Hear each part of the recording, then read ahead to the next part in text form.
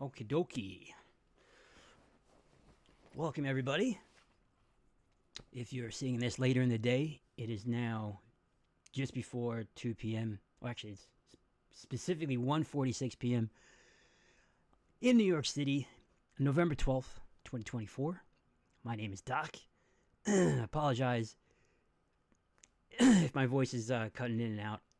I'm still recovering from a bad accident, physical therapy, and nurses today, so my scheduling is all haywire. But thanks for joining us today. We see we are still in the battle for 600 on the SPY as we're looking at Tesla. I wanted to cover something on Tesla today. It proved a very good example of how to use QTA tools along with price action to save a possible trade and then open up a which turned out to be the right one, but we digress. So 600 or 6,000 on the SPX is a psychological level. Right when we got to 500 or 5,000, the same kind of action happened. There was a bit of a battle. I think actually you just like spiked over 500 now that I think about it, but we eventually came back and retested it. So once 600 is broken, expect the same thing at like 500. People are going to be excited, right? People are going to be bullish. But until then, we might see some battles, like I've been saying. And again, my vocabulary and grammar and whole conversational skills is absolutely in the gutter. I'm not the smooth talker that I used to be temporarily, but I do appreciate you for putting up with me. So SPY is going to be in this like 590, 600 area for the time being. If we zoom out, we can see it a little better. After the election was over, oh, why am I dragging that? After the election is over, we saw this spike up to where we are now, 600. And a little bit of profit taking or whatever you call it. I don't know if I would be on the put train or the call train right now. I would wait until this level is broken in the technical world. And just to overlay some quantitative action, we can, let me update this. This is the quant chart. For those of you that are on the gold side, you're familiar with it. You have the buy levels, the sell levels on the outside, the weekly levels. On the inside, you have the intraday levels. These are the more precise levels used for intraday trading. And I was just speaking about this morning on how to play those levels, right? These are not impassable levels. It doesn't mean once we get to this level, okay, that's it, let's just get into calls. You can see here what happened with SPY today. Let's go down a little bit. We had a little bit of a break of the intraday, and you could see the fluctuations right here. Let me make it full screen just for a minute. You could see how we touched it, and instead of rebounding, we kind of hugged it. And to me, in my experience, that says, look out below kind of a thing. If we're hugging the support and we're not bouncing off of it, to me, that usually opens up the possibility of a breakdown. And then we broke down. And once we got that flush, you could see the volume kick in, and people bought into it. So the put train is not a ticket I want to get on just yet. And that might come as a surprise to some people that know me, as everyone always thinks I'm this bearish person. I like bear opportunities. I'm not bearish on the market. You'd be crazy to be bearish on the U.S. markets. But so what we're going to be looking at next for another attempt at 600 is we have to get above 599, right? This was the latest high, the more recent all-time high. I think we had like I don't know, a dozen recently or whatever. This one has to be broken in order to break that. And I would guess, this is just speculation, I don't know even why I'm saying this out loud, but if we touch 600, if 599 is hit enough times as resistance, once we break it, it'll then become good support. So we could see a 1 point battle between 600 and 599, depending how strong 600 really is. So keep that in mind if we touch 600 again. And hitting 599 and getting rejected is not the end of the world. It actually will set us up for a healthy bullish market to get over 600, because then not only do you have 600 as a psychological support level, you will then have that strong 599 that we've been working on. Right? So let's get into what I wanted to talk about regarding Tesla, right? So let's first pull up the technical analysis on Tesla, because Tesla's been wild, right? Elon Musk has been very visible lately, and I guess the person he was backing won, so now he's all in the mix, right? So everyone's excited, and Tesla is Elon Musk personified in the markets, right? So we see this explosion after the election, and we're coming up to technical resistance. And just to see that, you can just zoom out and look left. Before we see that, I'm sorry, before we zoom back to that, I just want to draw your attention to the patterns that we learned in textbooks and these courses. These are the basic things to look for in technical analysis. And these aren't to be forgotten, right? With all the data and the new levels that we have coming in, let's not forget these patterns that we see every day. See here, we have this nice big cup followed by a little bit of a handle, or you could even say that this full is the cup, right, from 270 down to 195, and then eventually back up to 270 with this like influx here. What was that? Was that before? Anyway, you can see it better on the daily, right? We have this huge cup, a little misgivings right there, and then a nice little handle, and then the explosion after that.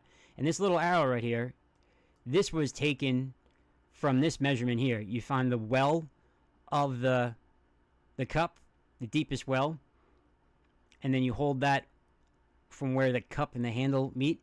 And then the handle, to kind of like validate that it is a true cup and handle, I guess you'd say. It's kind of ignoring it to say, but it'll retreat down to a previous resistance. This is kind of a botched cup and handle because of this action right here. But nevertheless, when it did unfold or unfurl, we have that same distance, right? And we're reaching that level now. We reached it yesterday, and then yesterday is the red day. So that was one clue that maybe we should not go all in on Tesla going more, or at least not yet, right? There has to be some type of a bit of a break. Not doesn't have to be. I shouldn't say that, but left a gap here. So 323 would be a fill of that gap, and we reached that just moments before I came on, which is this orange level. And let's first go back to that technical level, that green line. That also, not only it would work out with a cup and handle length. Man, I'm sorry, it's a little sluggish. Sluggish, like a wet sponge. Oh, it's way back. Let's get on the weekly here. I'm also recording this. Sorry, that's why it's a little jumpy. Wow.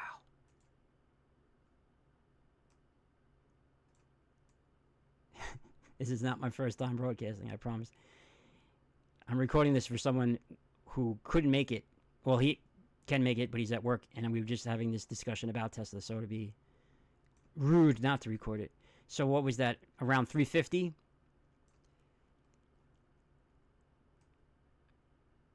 Wow, this is not going to work here today, huh? Let's just tighten this up.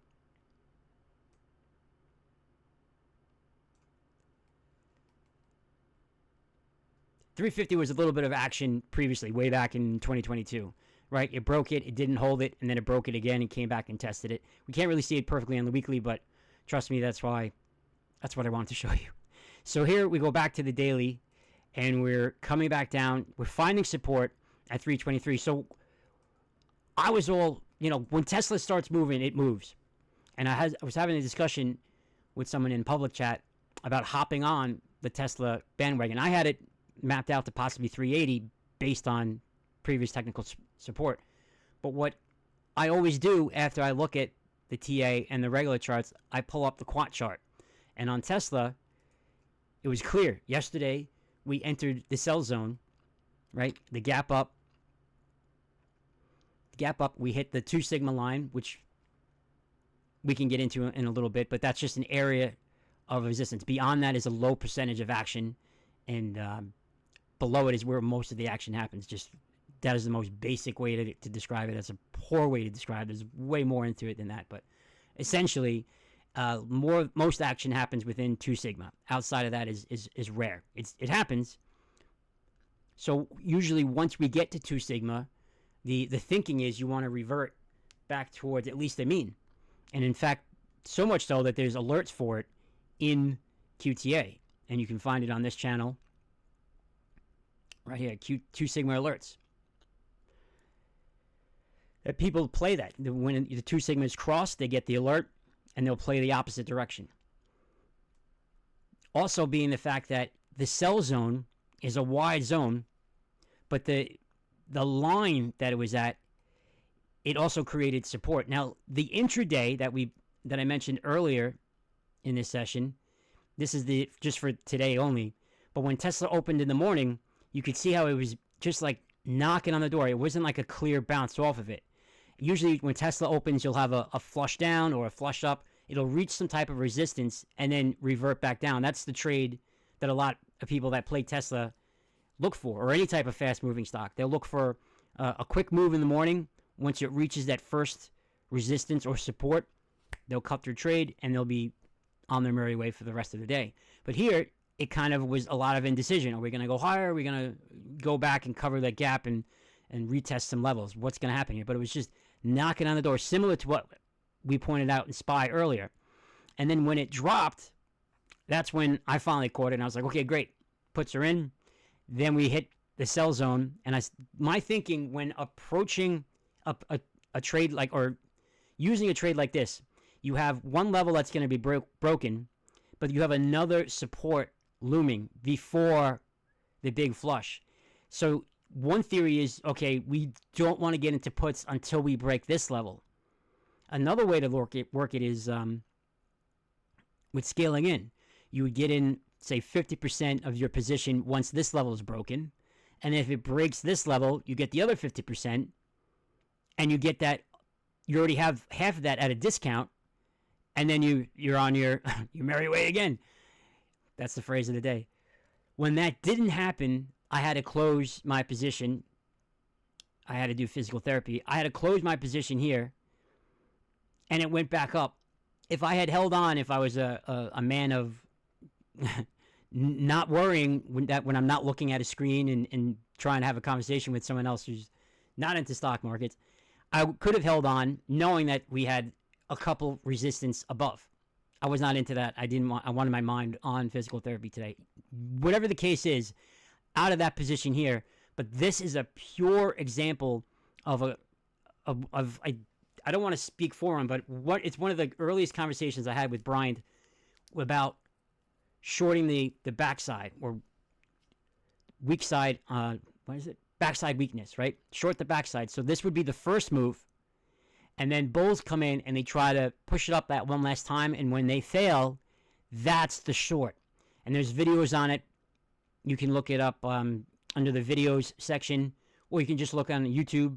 You can find Brian under Trading Lit, LITT, and just look up backside shorting or short weak side. I'm telling you, I'm sorry, my brain is not functioning 100% yet, but I will get there, I promise you. So that this is like two or three things working at the same time here.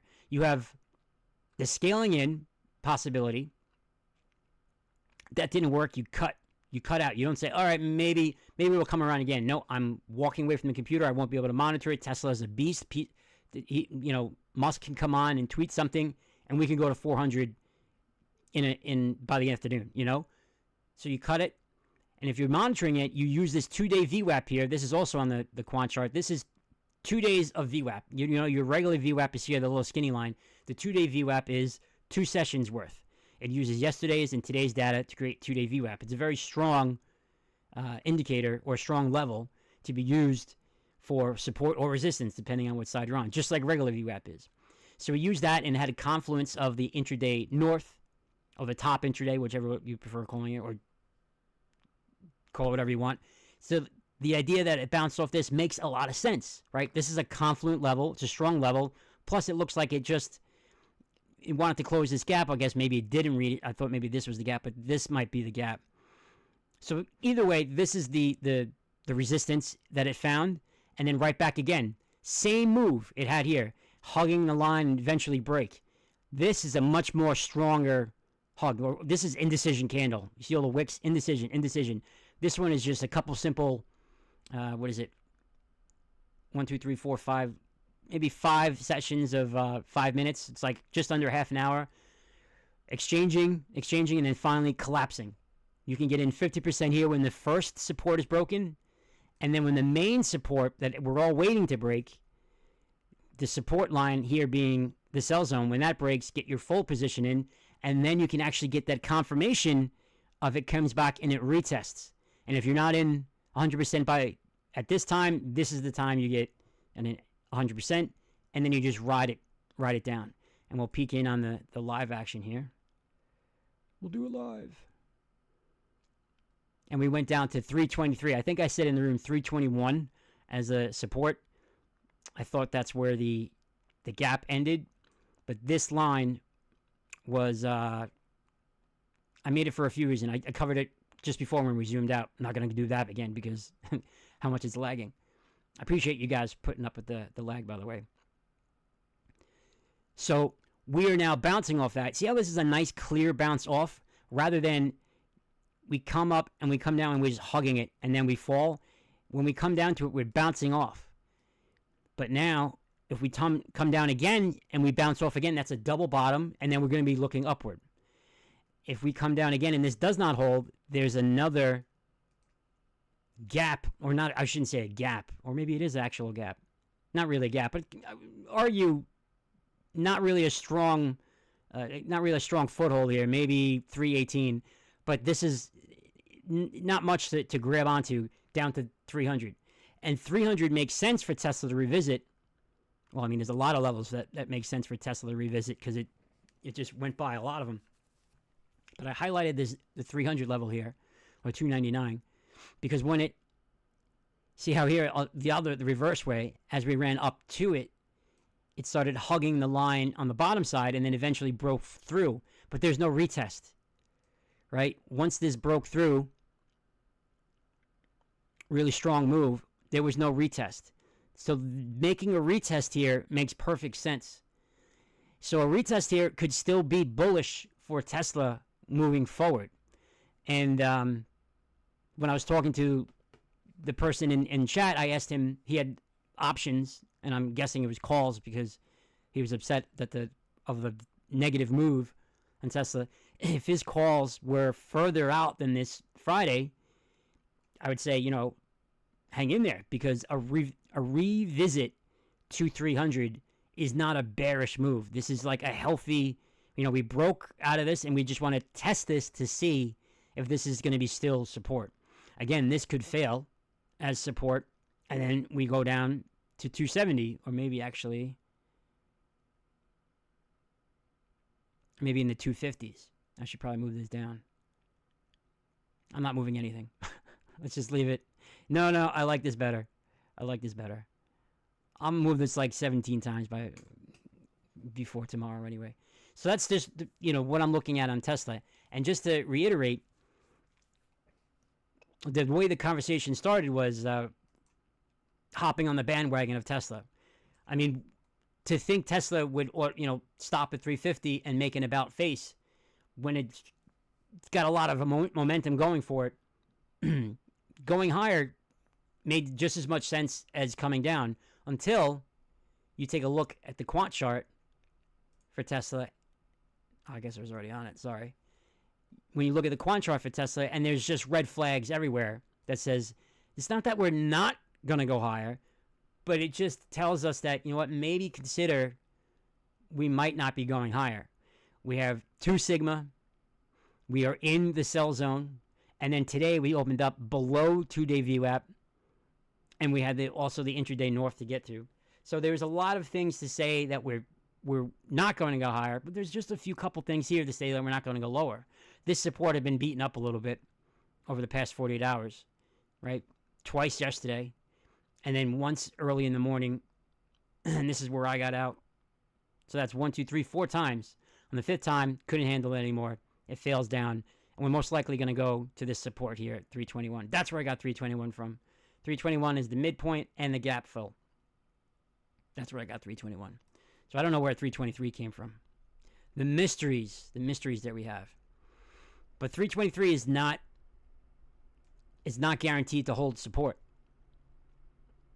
So don't, just because I made this nice and bright and orange doesn't make it any more special than any other level. So keep it in mind. And this is where you look at, or you could be looking at different things, whether it be SPY, the Qs, the Russells, or Tesla, Amazon, Apple, Amazon.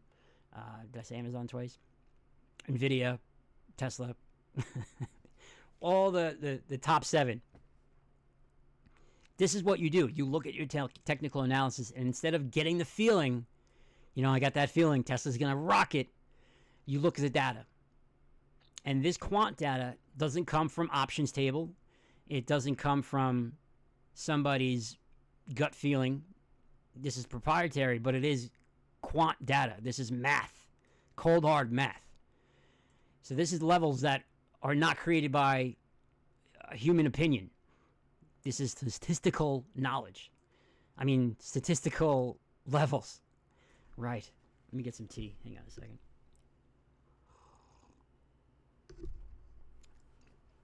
So it's always good to check all data sources that you have on all types of data. The other types of data that are available would be the GEX. And being Tesla is one of the top 7, it's available under the gamma exposure category. And this is every 15 minutes or every 18 minutes, 12 minutes? Hang on a second. Every 16 minutes or so, there's another snapshot of the current GEX environment. And one that I looked at this morning that added to the maybe not higher train, it was this one right here. This one right here. We were over the high GEX, 340, but at 350, that magical number 350 that we were talking about, there's a high GEX, but there's a call spike. Right in the background here, this blue, that's call volume. And this is the call spike. In my experience, when we approach a call spike, it acts as a resistance. It can also act as support. So if we had crossed over this, I would now think of this as support. Now again, these QTA tools are just that. These are tools, and this is the way that I use them. People might look at this and just get an idea of volatility. They say, okay, this is a positive GEX, so it's a not such a volatile environment. We have absolute GEX at 340, and that's also the high GEX. Cool. That's all I need to know from this. I get a little more into it in more detail. You could find your best way of using it to your success. But that's the way I saw that, 350 lining up with also the 2 sigma line being at 349.76. So that's 350. That gave me an idea that 350, above 350, was going to be harder than below.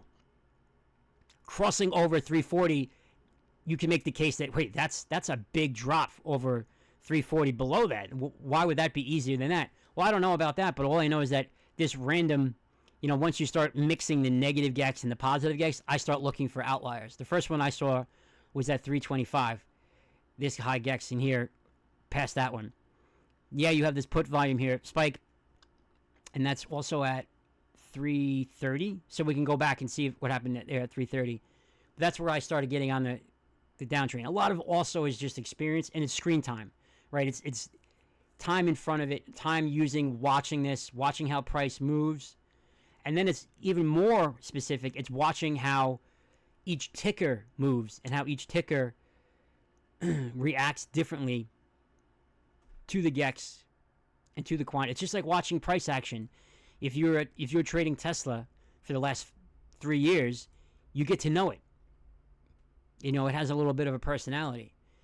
And then if you start trading Nvidia and you haven't looked at that in 3 years, you'd be a little lost, It's the same thing. You just get more used to something the more it's in front of you.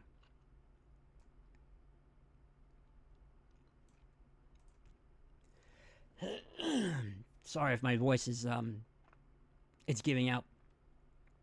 The idea that we want to cover, or I want to reiterate, is that don't just go on your gut, or don't, if you follow someone and you watch them live and they don't use indicators, don't be like, oh, I'm not supposed to use indicators because he just looks at it and he knows from the price action, or she knows from the price action, that means I shouldn't use indicators. No, use whatever you want. This is your money. This is your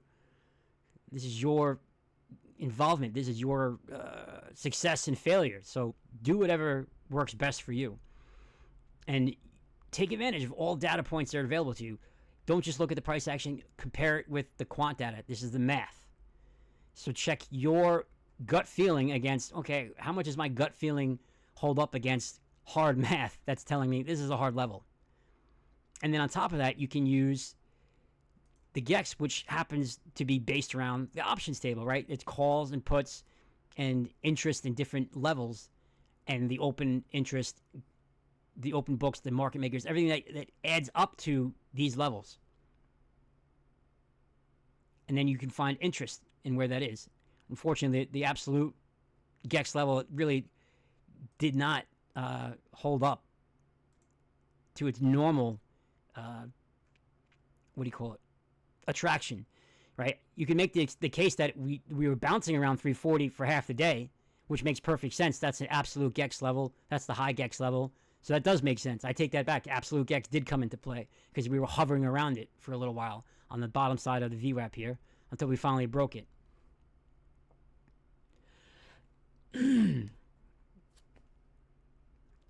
As we're talking here, we're going back to the 323. I wonder if we're going to be on when we test that again, because if we have a nice bounce again and we get a candle that's like this, we can see a positive reaction, maybe make a new higher high and get bullish. But if this breaks, and we already went over what's going to happen down there.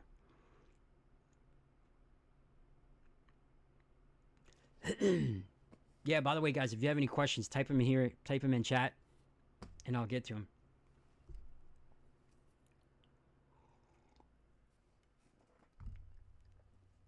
And thanks for joining me. Sorry about the times. It's hard to schedule a physical therapist and a nurse who are both working on their own schedules and mine together.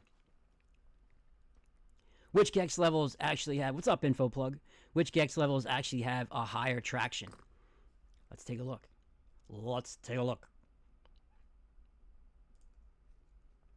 So GEX level, the GEX chart, you know what? Actually, let's go to the advanced GEX. This way we can break it down and toggle the data.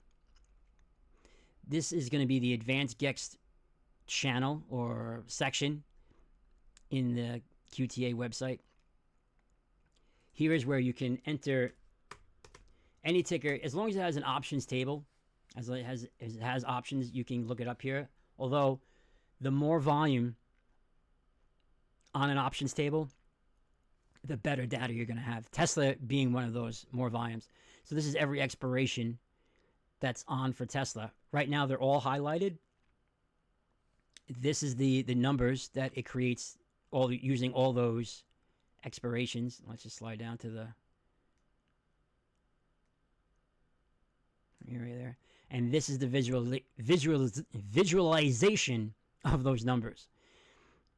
This is going up to 2026. So what do we do with this? It's kind of hard to see, what's going on here. But how do you invest with it? We can't.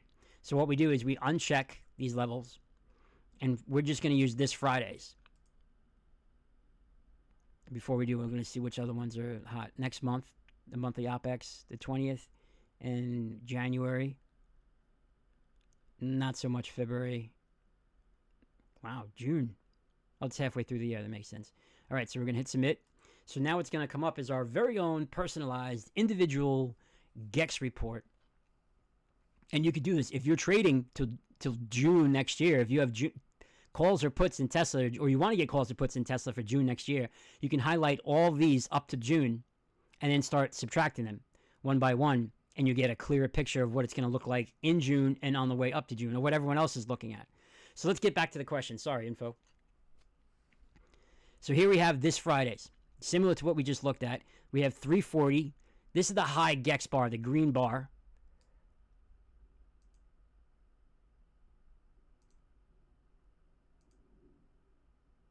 Right there. I'm sorry, I don't know why I did that. So the high GEX bar, this is where your main, this is going to be your most attraction point. Right? The high GEX bar that is a high attraction. Another high attraction is the absolute GEX level, the purple line that's here. It's letting us know this is the highest area for the highest liquidity. And then to get in more about that, you can click on the absolute GEX, and it'll give you the exact each strike level. Sometimes it's more of like a blob and like curvy, like looking like little mountains. These are more spikes. Tesla is very heavily traded by individuals, institutions, banks alike. So it's a little different. It's a little spiky, I guess you'd call it. Whatever. But we can see here there's an area around 315 from 300 to 330. That's of interest. Even funny, 315 is the lowest, but that's the median of this area. So this is a bit of an attraction aside from this. So if 340 was reached, which it was, and wasn't crossed over, I guess it did cross over, but didn't cross over 350, it started coming back down, this then becomes my second target, this area. So somewhere in here, we can expect, or we shouldn't expect, we can... If Tesla went to this area, it would make sense. How about like that? Right? If Tesla went to this area, it would make sense because all these areas have high liquidity. Not the highest liquidity, but this whole section. So as the price, the spot price is where the actual price is right now. As the price starts traveling here, you'll see this change.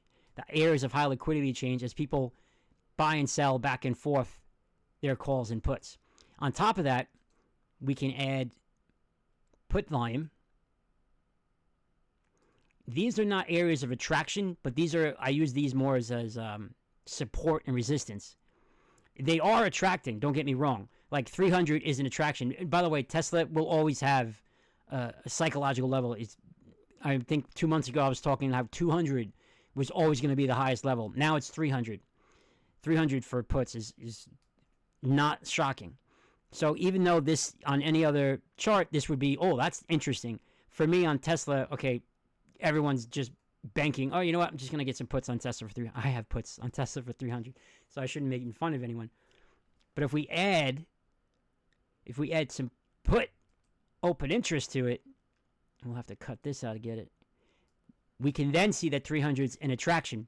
I think, to me, it gravitates toward the open interest a little bit more than the volume.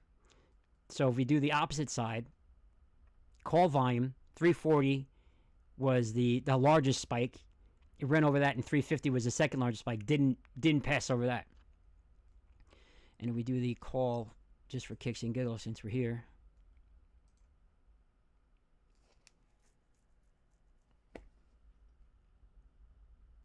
that's what it looks like. So the areas, the ones that have the most attraction are the absolute GEX, which is the highest liquidity, and the high GEX bars. To answer your question in short, that's the answer. High GEX bars and absolute GEX. So having absolute GEX and the higher net GEX represents a higher confluence. Exactly. You're hired. I'm sorry. If you take away everything I just said in the past 10 minutes and substitute it with what InfoPlug just said, that's it. You want to have confluence. You want to have two things occupying the same strike. In this point, absolute GEX and the high GEX, that's confluence for 340. That's a super attraction. And that would make a lot of sense because today we were hovering around it and not breaking it.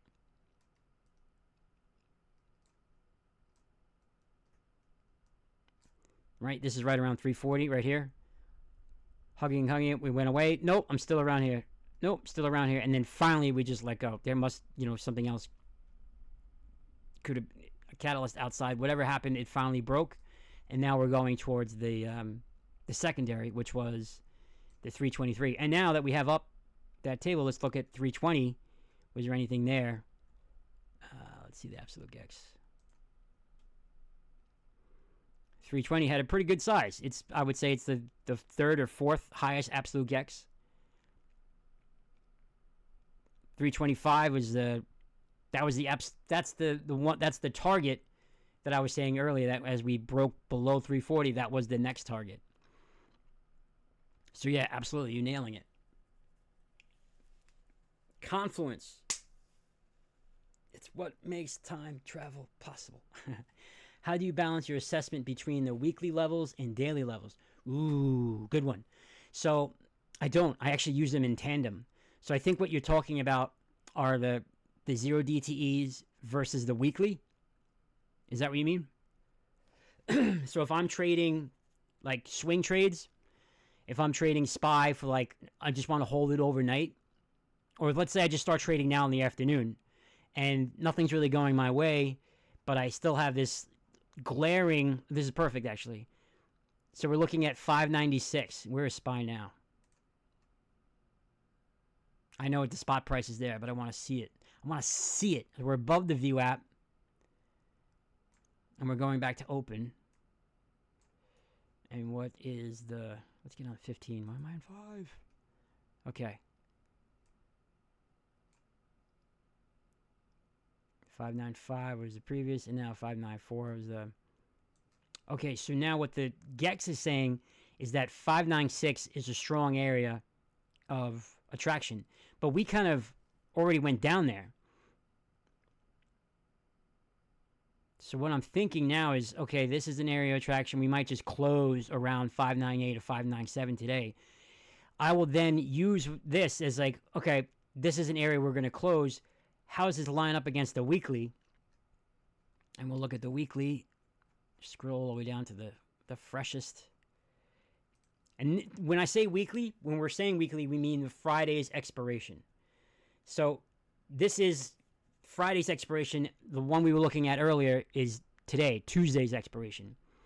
So Friday's is actually no help, really, because this is an outlier. I call them an outlier. This is not, I don't think that definition actually holds up. This is just a negative GEX inside and surrounded by positive GEX, which is an attraction as well. That's what I see it as. The other one that I see is this positive one, 594. You can make the case that we already reached there, but now we have the 590 down. So on the weekly level, the resistance level would be 600, but we have an attraction down to 590. So I'm thinking if I wanted to get into something today, I would be thinking, if I had to do it, I would be thinking puts. And then why is that? Because I'm looking at the 0 DTE, and I'm looking at, we're right in between a call volume and a put volume here. I would wait. I would go back to technical. If we hold 598, which is right here, the absolute GEX, and we don't cross over and start heading to 600 again, I'd be looking at puts for tomorrow.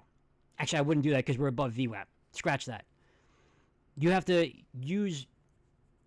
I'm sorry. Wondering how should we consider them in tandem. Okay, great. So today's not a perfect example to do it. I was hoping it would be. In other words, if you want to do for the week, you look at the week and you'll say, okay, the weekly goal is... Let's say this was a little longer. If the weekly goal is 590, right? This is a strong attraction, 590. But then today, and let's say it's 9:30 in the morning, today's attraction is higher. Well, then you can do one of two things. You can make a play that if we're going higher, you can make a call and play your intraday to go to 600. But then in the back of your mind, know that this is now resistance and that 590 is the goal for the week. So you can use today's information as an entry to find your perfect entry if you're doing a swing trade for overnight. And you can look at today's lens and say, where am I going to get in? Should I wait? Should I get in now? Or should I wait till we get to 600 and then play the put down? In this case, we didn't get to 600. We got to like just 599. But in any world, I would wait till we got to the resistance of today in order to short for the week. Does that make sense? You can find the entry for a weekly play using the 0 DTE. Okay, cool. Sometimes I'm usually long-winded as it is, but I usually talk a lot faster and use more concise words. But that was a great question. I appreciate it. Thanks, InfoPlug. And this is something that you can get excuse me, used to the more you look at it. Right? The more, like, just like technical analysis, when you first started and it was just, no lines, there was no anything. It's just, okay, are we going to go up or down? I don't know. Like, flip a coin. Who knows? But then when you start getting in and you're finding levels and you're finding resistance, you're like, okay, you know what? Maybe put's not such a good idea right here. Let's wait to see what happens at this resistance. If we hold here as resistance, maybe then I'll start thinking about puts. Or then you can add candlesticks. You say, all right, if this becomes a reversal candlestick, like this wick, if this body shortens down and you ended up with this long wick, you can say, okay, that's a reversal, but we have this VWAP as support. Maybe I'll wait till we break the VWAP. All these things start happening in your brain at once. And that the same thing will happen with the GEX. And you start overlaying data in your head, and you're like, okay, the weekly goal is 590, but for today, it's higher at 600. So I could play intraday up to 600 if we were down here earlier, but I'll know to get out because on the week, the goal is 590. And keep in mind, these aren't like goals that are locked in stone. This comes from options table. This is essentially sentiment. In my eyes, this is sentiment. This is what other people have doing. If you add the huge institution orders and everything like that, you kind of understand why price action gravitates towards these areas and these areas of high liquidity. But it's nothing set in stone. Case in point, Tesla, right? Tesla can have all signs pointing to 300, but a catalyst can come in and send it to 400 in an instant. So things to keep in mind when you're trading, especially things like Tesla, is, we can have the perfect setup in the technical world and in the quantitative world, but it all comes down to a guy that could send out a tweet and send this thing skyrocketing. So be on your toes, and keep in mind that this is data, and these are tools, and people use them differently. And the way I use them might not be the way that you find the best way to use them, but I know that this is the way I've used it for successfully, right? And when I was first introduced, when Bryant first introduced me to QTA, I spent, I think it was like a 3-day weekend, and I just poured over this and back tested everything. That's another great thing. If you don't know, if you just joined InfoPlug, you can back test everything on QTA. I think 90% of this stuff is archived.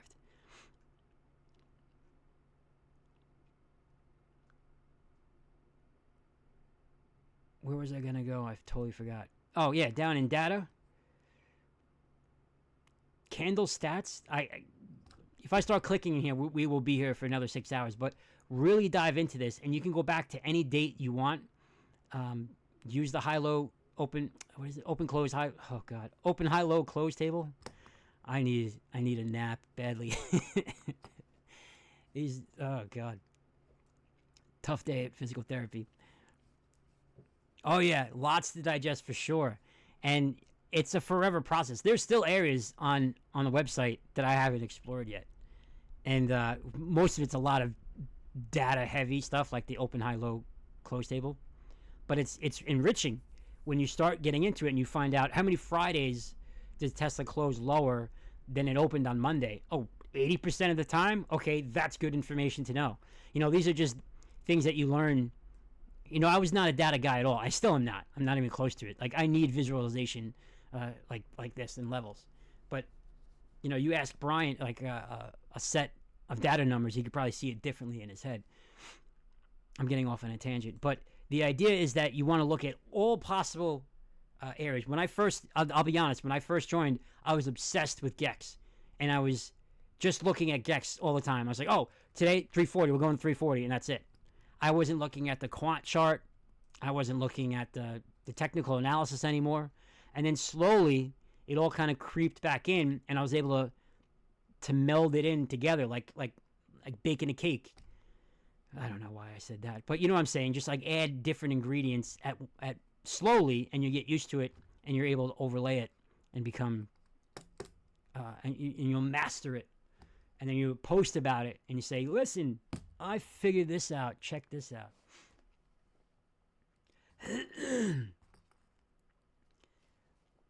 I think I'm I need to wrap this up. My voice is feels like it's on fire. I'm not actually spitting fire yet, but if you guys do think of any other questions, thanks for joining me, by the way.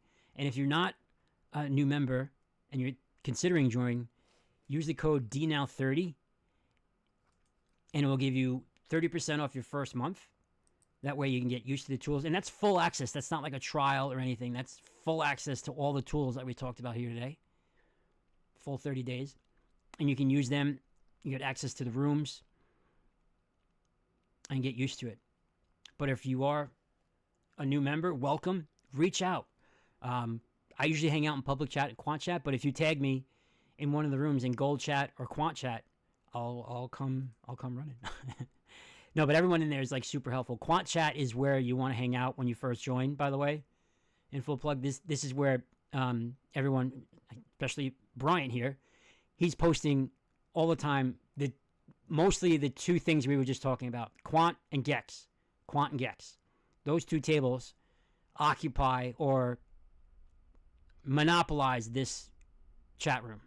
Gold chat is more of a general stock chat. And this is where a lot of people share their own platforms and data points. There's BK. What's up, BK? And algorithms and things like that. So use them both. And if you have any questions, reach out. Someone's going to be there to help you. But I need to go get more tea. And I really do appreciate you guys putting up with my my voice and my low key. You're gonna miss it if you guys don't know me. You'll miss this. My when I'm really on, I can get I guess more annoying. I don't know. We'll have to see. But again, thanks for joining. If you're not a member yet, take that code DNOW30, put it into checkout. You get 30% off your first month. And yeah, I'll see you guys around chat. Thanks a lot.